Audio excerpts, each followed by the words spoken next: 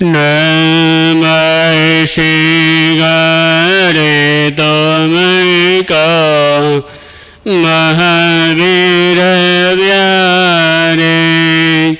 नमः शिवारे तुमको महावीर प्यारे।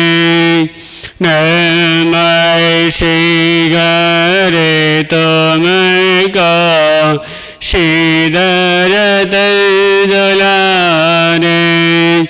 नमः शिवारे तुमको श्रीधर दुलारे। नमः शिवारे करे जने करता बंदन।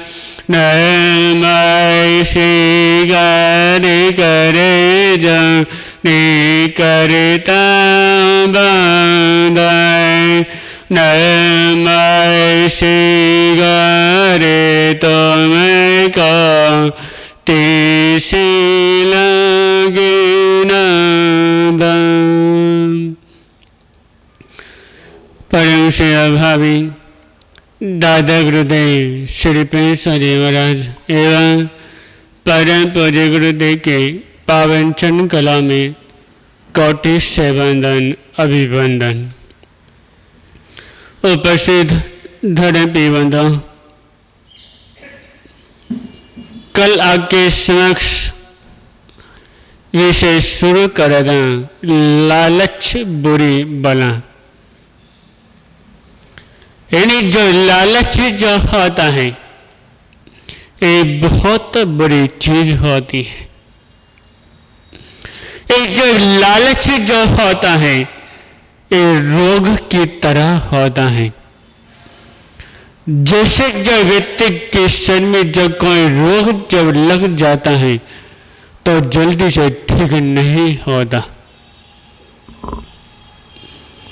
और व्यक्ति इस रोग का खत्म करने के बारे में सोचता है कि मेरे शरीर में जो रोग जो लगा है मैं इसको कैसे खत्म करूं।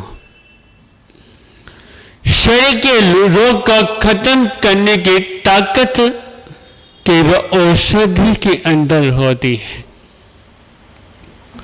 और जो व्यक्ति के शरीर में जब रोग जो लग जाए, यानी लालच जो व्यक्ति के मन में जब लग जाए तो जल्दी से खत्म नहीं होता। शरीर में जो रोग जो लगा होता है वो दूसरे व्यक्ति को दिखाई दे जाता है। अनेक व्यक्तियों को उसको खत्म करने का भी उपाय हो सकता है, पर जो लोभ जो होता है लोभ व्यक्ति के मन के अंदर होता है। जो व्यक्ति के मन के अंदर जो लोभ जो होता है उसको कोई जल्दी से खत्म नहीं कर सकता। सब व्यक्ति कहते हैं कि वो व्यक्ति उस व्यक्ति का दास है। वो जो भी काम करता है वो किसके द्वारा? दूसरों को दिखाते हुए, दूसरों के इशारों से वो अनेक काम करता है, पर ऐसा नहीं। कोई व्यक्ति किसी का दास नहीं होता। जो व्यक्ति दूसरों का दास यदि बनता है वो केवल धन के द्वारा। जो जिस व्यक्ति के पास धन होता है तो धन को चाहने के लिए उसके पास को धन को प्राप्त करने के लिए व्यक्ति दूसरों का दास बनता है। दास किसका बना? जिसके पास पैसे हैं। जिसके पास कोई पैसे नहीं होते उसका कोई दास नहीं बनता। और जो रिश्ते जो होते हैं ये सब लालच के कारण ही होते हैं। जो व्यक्ति के मन में जब लालच जब आ जाता है तो दूसरों से ये लड़का ये लड़की से प्रेम प्यार करते हैं, के साथ संबंध बना के चलते हैं। वो किसके लिए? केवल धन को चाहने के लिए। आज का जो समय है ये बहुत खराब चलता चला जा रहा है। जब एक लड़की जब किसी लड़के को जब देखती है तो सबसे पहले उसके पास पैसे देखती है। उसको जो प्रेम प्यार है उससे नहीं, अभी उससे जो प्रेम करी है किसी दूसरे पर जो पैसा है वो केवल उसको पैसे को देखती है। जो उसको जब दिखता कि अब इसको देने के लिए मेरे पास कुछ भी नहीं, तब वो उसका साथ छोड़ देती है। अब एक नारी दूसरे पुरुष की दासी पैसों के द्वारा कैसे बनती है? किसी गांव में ब्राह्मण रहता था और जो ब्राह्मण जो था उसका एक बेटा था जिसका नाम कपिल था। और उस ब्राह्मण ने अपने बेटे कपिल को पढ़ने के लिए शहर में भेज देता है, एक बड़े से शहर में, कि जिससे मेरा लड़का पढ़ लिख कर ये अच्छा सा विद्वान बन सके। और जब लड़का कपिल जब पढ़ने के लिए वहां पे जब पहुंचा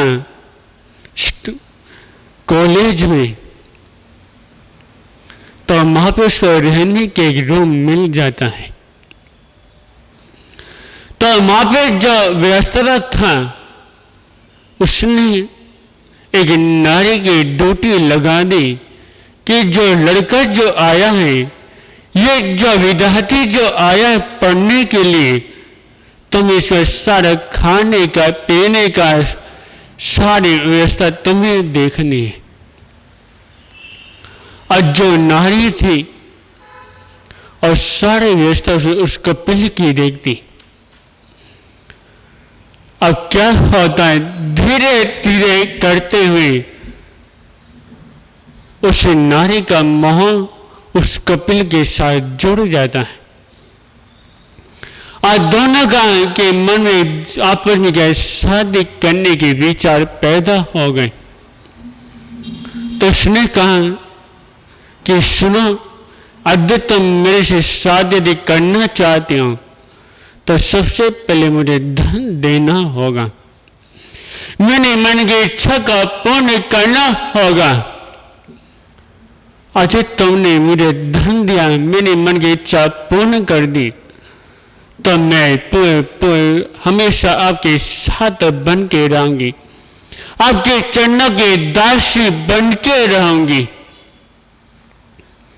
तो सुनने के बाद कपिल ने कहा कि अभी मेरे पास इतना धन नहीं कि जो मैं तुम्हें दे सकूं।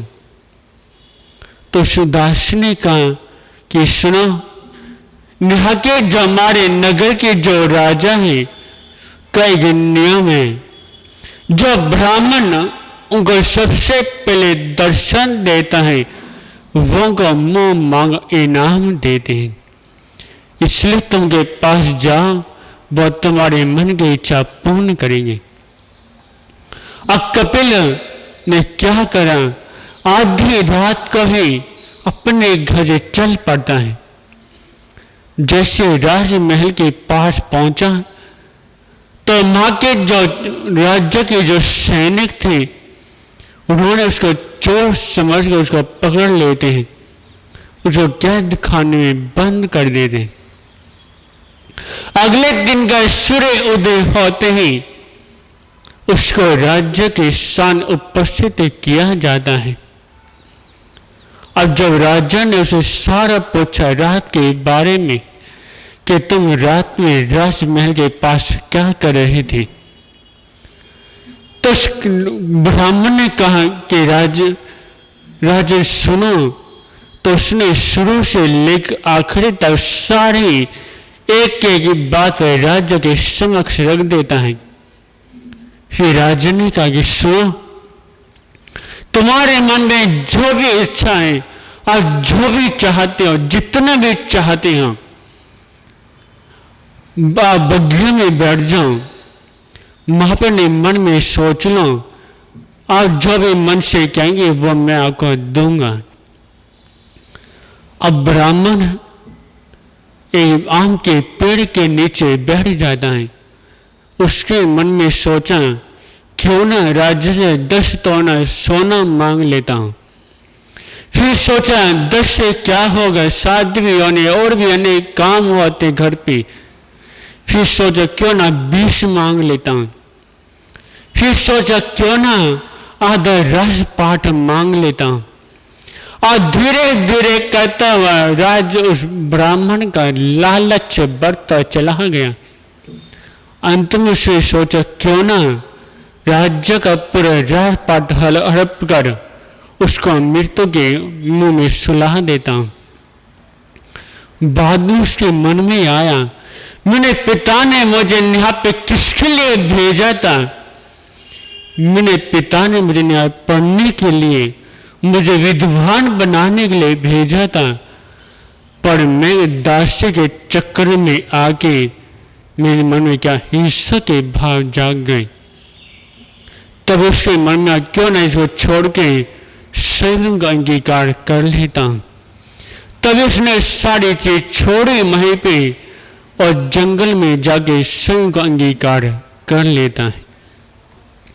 एक जो उसके मन में जो हिंसा के भाव जो जागे वो किसके कारण, लालच के कारण है। और जो उसके मन में जो लालच जो आया वो केवल दास के कहने के, एक नारी के कहने से।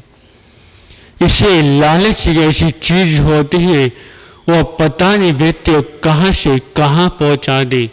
व्यक्ति को पता नहीं कि किसको मृत्यु के मुंह में सुला दे, कुछ पता नहीं चलता। इसलिए हमेशा भगवान ने हमें जितना दिया है, तुम्हें जितना दिया है उससे गुजारा करें और ज्यादा लालच करने से बचे। कोई लालच बहुत बड़ी चीज होती है। इसलिए अपने मन से लालच को खत्म करें और हमेशा अपने मन में क्या, प्रभु की भक्ति बिठाने प्रयास करें। तो आज इतना ही, कल आगे जो समय रहेगा इससे आगे कहना भाव रहेगा। ओम शांति।